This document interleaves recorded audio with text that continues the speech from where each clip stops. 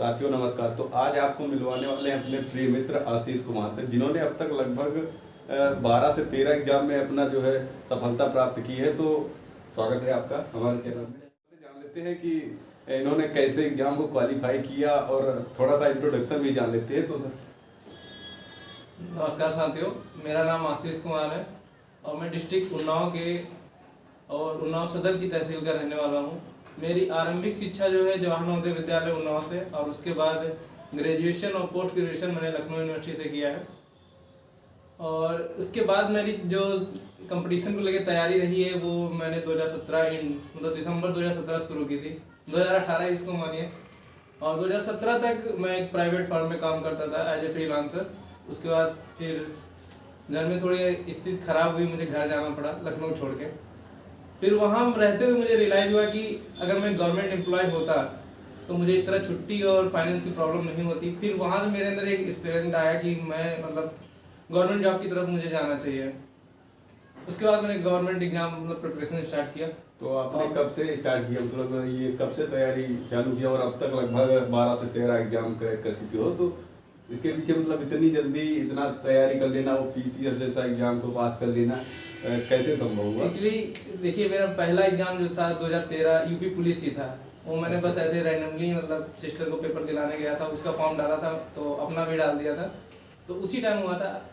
और सिस्टर ने ज्वाइन कर लिया था यूपी पुलिस, और मेरे कुछ अपने अलग प्लान थे तो मैं नहीं ज्वाइन किया। मुझे पोस्ट ग्रेजुएशन कंप्लीट किया। उसके बाद सिस्टमेटिकली जो मेरा पहला एग्जाम था गवर्नमेंट इसमें, तो मैंने दिल्ली मेट्रो का क्वालिफाई किया था। इसमें मैं लास्ट स्टेज तक इंटरव्यू तक बैठा था, लेकिन फाइनल मेरिट में बाहर हो गया था। उसके बाद मैंने बैंक ट्राई किया, हालांकि बैंक में मेरा 2-3 अटेम्प्ट दिए, हुआ नहीं फाइनल कहीं पे। एसएससी दिया, जिसमें मैं एसएससी लगातार 2 बार मेंस लिख चुका हूँ, लेकिन वहाँ भी मेरा कहीं हुआ नहीं। और जो 2018 के उसकी शुरुआत थी, एंड में जब वीडियो का पेपर हुआ, तो वो मैं ऐसा पेपर था जो बिल्कुल सीरियस होके कि नहीं मैं इसको फोड़ दूंगा, क्वालिफाई करूंगा। बिल्कुल तो सीरियस मोड में मैंने वीडियो का एग्जाम आपने दिया था? जी, वीडियो का एग्जाम मैंने दिया था, लेकिन मेरा उसमें सिलेक्शन नहीं हुआ था। उस पे कितना स्कोर आया था? मेरा 174 स्कोर था। मैं एससी कैटेगरी से बिलोंग करता हूँ, तो लेकिन एससी कैटेगरी में मेरा मैं कट ऑफ टच नहीं कर पाया था, क्योंकि उस पर थोड़ा सा धांधली जैसे आरोप नहीं। अब वो गवर्नमेंट एम्प्लॉय हो के मैं सरकार पे या कुछ वो नहीं कहना चाहूँगा, लेकिन नहीं हुआ था। फाइन, उस समय दुख हुआ था, लेकिन अभी ठीक है। उसके बाद थोड़ा सा होता है ना कि आप होता है कि एग्जाम अच्छा नहीं हुआ तो आप सीरियसली मोड में एग्जाम। फिर 2019 में मैंने 6 एग्जाम क्रैक किए, जिसमें यूपी पुलिस 49,000, जिसमें मैं रेस से बाहर हो गया था। आपका फॉरेस्ट गार्ड फिजिकल से बाहर, आरपीएफ एसआई और आरपीएफ कांस्टेबल दोनों में क्वालिफाई था। आरपीएफ एसआई का जो मेरा फिजिकल था वो कपूरथला पंजाब में था, और उसकी डेट मेरा जो था ये इलाहाबाद हाई कोर्ट आरओ की टाइपिंग और उसके फिजिकल एक दिन के गैप पे लग गई थी। तो मैंने फिर हाई कोर्ट टाइपिंग देना उचित समझा, मैं उसकी तैयारी भी कर रहा था, हालांकि उसमें हुआ नहीं और आरपीएफ एसआई में मैं एब्सेंट हो गया।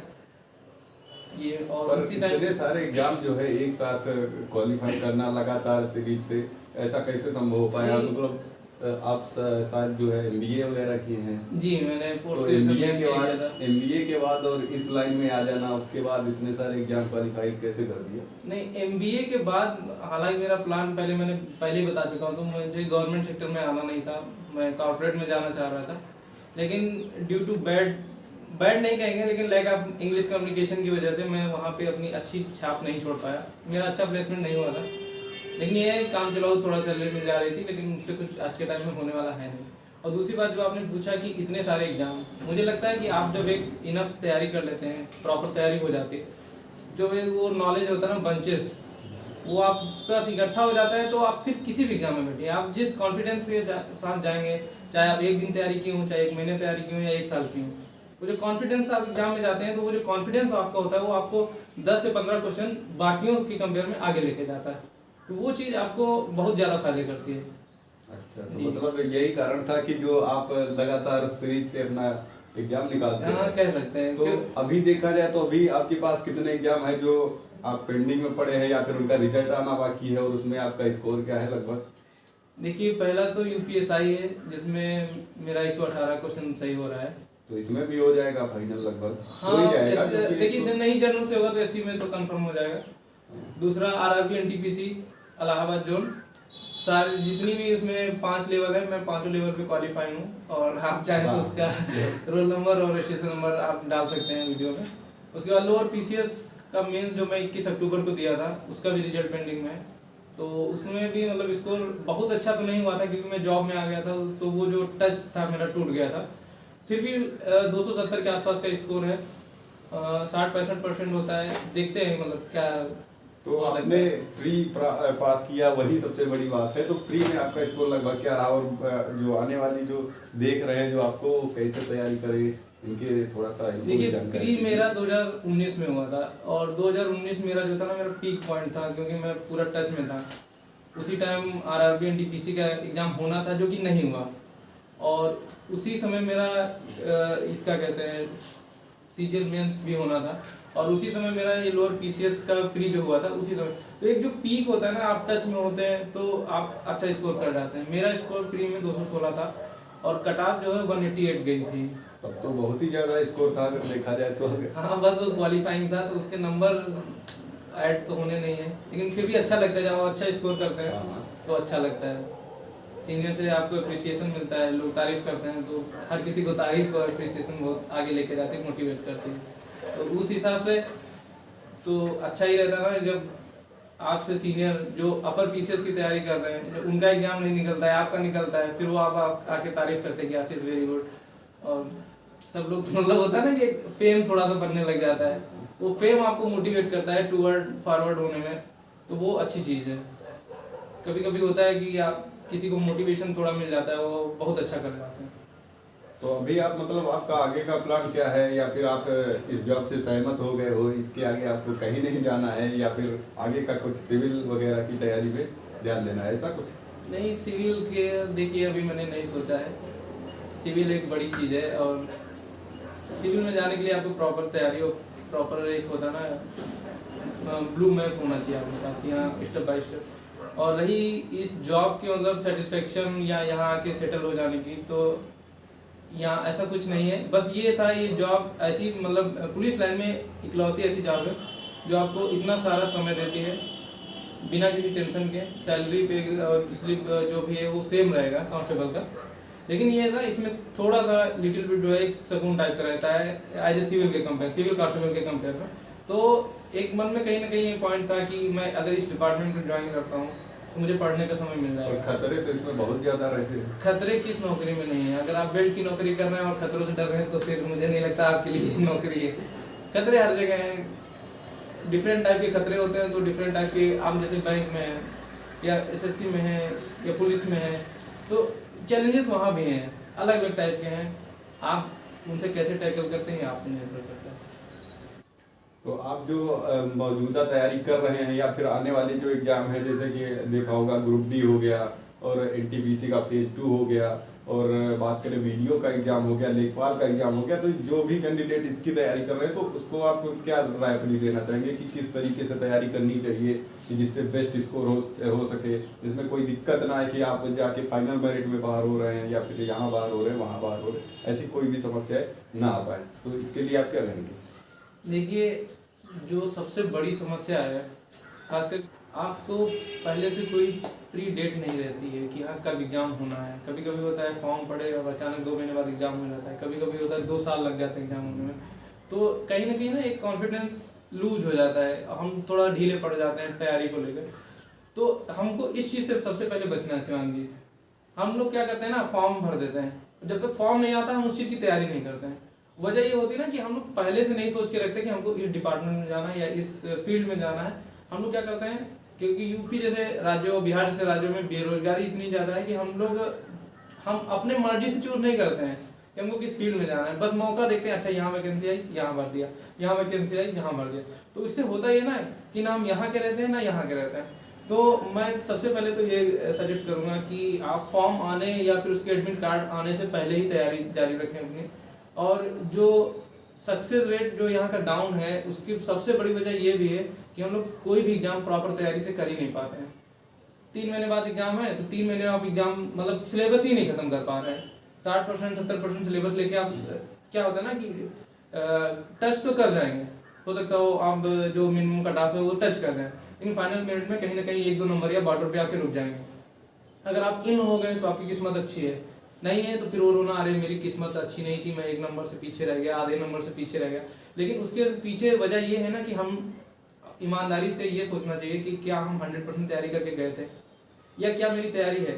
जैसे कुछ चीज़ें हैं ना हर एग्जाम में आती हैं, जैसे रीजनिंग आपके हर एग्जाम में आती है, तो रीजनिंग को आप मतलब मास्टर सब्जेक्ट बना दीजिए। जैसे 50 नंबर की रीजनिंग आने वाली है, तो एटलीस्ट आपका स्कोर 45 से नीचे जाना ही नहीं चाहिए किसी भी हाल में। जीएस हो गई, जीएस में पॉलिटिक्स हो गई, पॉलिटिक्स, पॉलिटी, हिस्ट्री, आप एक सिनारियो देखिए कि किस टाइप से मतलब वैकेंसीज क्रिएट हो रही हैं और किस उसमें आने वाली हैं। और पॉलिटी का मेरा कहने का मतलब है कि पॉलिटी ऐसी चीज़ है ना, आपको एग्जाम के अलावा रियल लाइफ में भी बहुत कुछ हेल्प करती है। कौन से कानून आपके लिए हेल्पकारी हैं, हिस्ट्री जानना बहुत ज़रूरी है, जियोग्राफी कहीं ना हद तक आपको मतलब होता है ना एक स्टैटिक जीके से रिलेटेड है, वो भी बहुत ज़रूरी है। ये सारी चीज़ें जब आप तैयार रहेंगे ना, आप मेंटली प्रिपेयर हैं किसी एग्जाम के लिए, आप फिर किसी भी एग्जाम में बैठें, जो कॉन्फिडेंस लेके एग्जाम में आप बैठेंगे ना, वो आपको कहीं ना कहीं एक अपर लेवल पहुँचाता है। मेरा इस एग्जाम में भी मेरा यही एक्सपीरियंस रहा था, मैं कोई एक सिंगल डे की तैयारी करके नहीं गया था। मेरी जो तैयारी थी लोअर पीसीएस के लिए थी, मैं उसी की कर रहा था, और इसका अचानक से एडमिट कार्ड आया कि हाँ एग्जाम होना है। वही है कि सुबह उठे, हाथ मुंह धो के पहुंच गए। तो लगभग जो है आपने अब तक कितने एग्जाम क्वालिफाई किए? लगभग मैं कोई गिनती लेके शिवांग जी यहाँ नहीं आया हूँ, लेकिन फिर भी मान चलिए कम से कम 13-14 जैसा आपने एग्जाम कहा, शायद इससे ज़्यादा ही हो।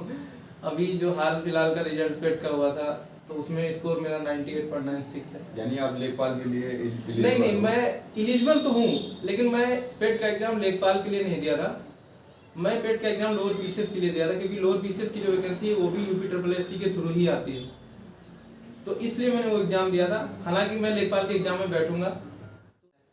तो आप देख रहे हो, मतलब जो इतने ज़्यादा नंबर लाने के बाद भी लेखपाल में बैठने वाले हैं, इसीलिए आप लोग से बोलते रहते हैं कि आप पढ़ाई पे ध्यान दें। इस तरीके से जो फालतू की बातों पर ध्यान ना दे के पढ़ाई पर ध्यान दोगे। लगातार एक दिन की तैयारी नहीं रही है, पिछले 3-4 साल की तैयारी रही है, ऐसा आपने भी सुन लिया होगा।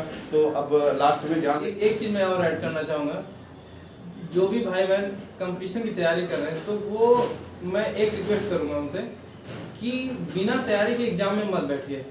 आप 30-40%, 50% तैयारी लेके आप एग्जाम में बैठते हैं, फिर अपनी किस्मत को कोसते हैं, और वो क्या होता है ना, वो रोटेशन चलता रहता है। ये एग्जाम दिया 50% तैयारी के साथ, थोड़ा रेस्ट लिया, तब तक दूसरा एग्जाम आ गया, फिर आपने तैयारी शुरू की, फिर 50% पहुंचे, फिर एग्जाम दे दिया। तो मैं सबसे रिक्वेस्ट करूंगा कि एक बार अपनी तैयारी जो 90 तक लेके जाइए, 90-95 तक लेके जाइए, फिर देखिए जो इम्प्रूवमेंट, जो कॉन्फिडेंस आपके अंदर आएगा, वो बहुत आगे आपको लेके जाएगा। भले आप बीच में कोई एग्जाम छोड़ दीजिए, मान लीजिए कोई फॉर्म भरा आपने, आपकी तैयारी नहीं है, छोड़ दीजिए, अपनी तैयारी कंप्लीट करिए, कम से कम 1-2 बार उसको 90 तक लेके जाइए, फिर देखेंगे ना आप एग्जाम आएगा, आप एग्जाम में बैठेंगे, पता लगे जैसे मैं कि शिवांग जी आपको घुट्टी पिला देंगे या कुछ आपको जादू मंत्र दे देंगे, ऐसा कुछ नहीं होने वाला है। वो आपको जगना पड़ेगा, नींद से कंप्रोमाइज करना पड़ेगा, भूख से कंप्रोमाइज करना पड़ेगा, खासकर सोसाइटी और पेरेंट्स से कंप्रोमाइज करना पड़ेगा। मतलब लोग आपको कहेंगे, ताना मारेंगे, कुछ भी अवॉइड करिए, अपने आप को बंद कर लीजिए, कहीं कमरे में गायब हो जाइए, खो जाइए। वो 2 साल या मतलब मैक्सिमम मैं टाइम बता रहा हूँ 2 साल से मांगी। तो यानी मेहनत तो आपको करना पड़ेगा, पढ़ाई का कोई विकल्प नहीं है। लास्ट में ये जान लेते हैं कि आपसे अगर कोई सीखना चाहे, यानी जो पुलिस की भर्ती की तैयारी कर रहे हैं, बहुत सारे कैंडिडेट हैं, जैसे कि घोषणा हो चुकी है, 26,000 प्लस आने वाली हैं, उसकी तैयारी, या फिर बहुत सारे एग्जाम आने वाले हैं, उसकी तैयारी के लिए एक लास्ट में आप थोड़ा सा शॉर्ट में बता दीजिए कि किस तरीके से तैयारी करनी चाहिए, जिससे कि बेहतर तैयारी हो सके और जो रिजल्ट आए वो इनके पक्ष में। देखिए, पहली चीज़ ये कि अगर आप किसी चीज़ को जाने दे रहे हैं, तो यकीन मानिए आप उसके लिए इतना एग्रेसिव नहीं है, क्योंकि अगर आप उस चीज़ को इतना ठान लेते पाने के लिए, तो आप उसे जाने नहीं देते। पहली चीज़ ये।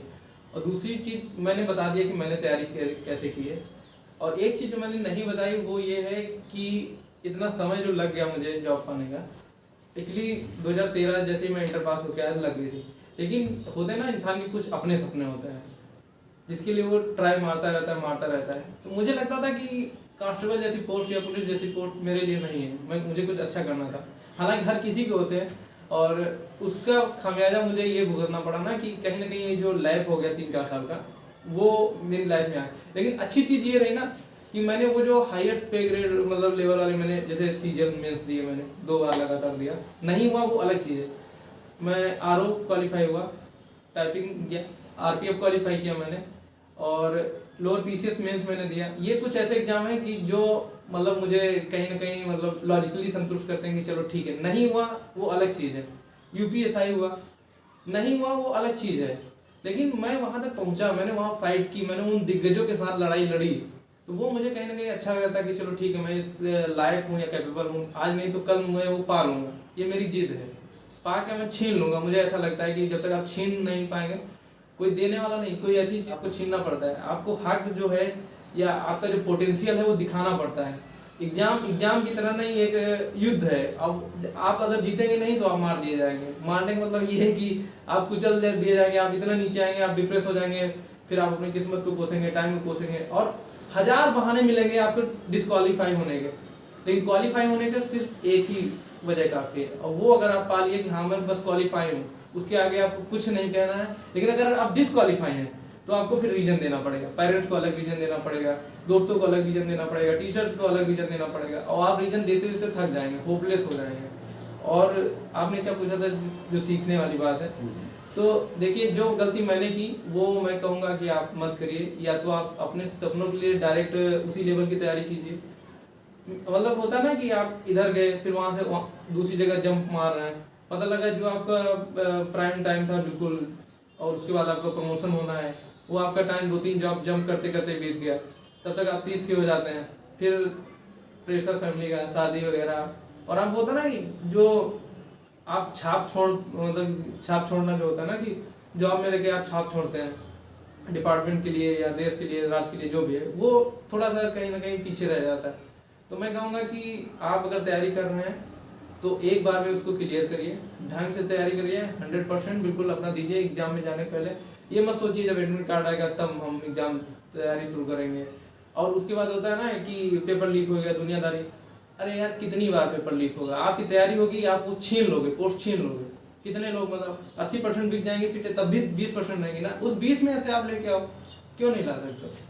तो आप अपनी तैयारी को बेहतर कीजिए, और आपका जो भी एग्जाम है, छोटा ग्रुप डी का है, कोई भी एग्जाम है, उसमें अपना जो है 101% दीजिए। ये मत सोचिए कि जो है ये एग्जाम छोटा है, इसको हम नहीं देंगे, क्योंकि देख लो 2013 से इतने लेट जो एग्जाम में आने का कारण सिर्फ यही रहा है कि पहले जो है थोड़ा सा बड़ी वो चाहत थी, लेकिन अब जो है फाइनली यहाँ पर आना पड़ा। तो फिलहाल अभी आगे भी कुछ अच्छा ही होगा, उम्मीद करते हैं। शिवांगी जल्द आपको अपडेट देंगे। शिवांगी आपको अपडेट देते रहेंगे। बिल्कुल हम देते रहेंगे। तो उम्मीद करते हैं कि आप लोगों को सब बातें समझ आ गई होंगी। अगर कोई दिक्कत आ रही है या फिर कुछ सवाल पूछना है तो नीचे आप कमेंट कीजिएगा, ठीक है, जवाब दे दिया जाएगा, ऐसी कोई बात नहीं है। बिल्कुल हम जवाब देते भी रहे हैं। तो समय भी कम है, तो सर को थोड़ा सा, सर ने भी बोला था कि हमारे पास ज़्यादा टाइम नहीं है, 10 से 15 मिनट का टाइम है, तो ज़्यादा टाइम भी वेस्ट नहीं करते हैं। Thank you sir. Thank you. आपको भी बेस्ट ऑफ लक। आप बहुत अच्छा काम कर रहे हैं, जॉब से समय निकाल के आप लोगों को मोटिवेट कर रहे हैं, उनको गाइड दे रहे हैं। आप बहुत बहुत अग्रिम बधाइयाँ।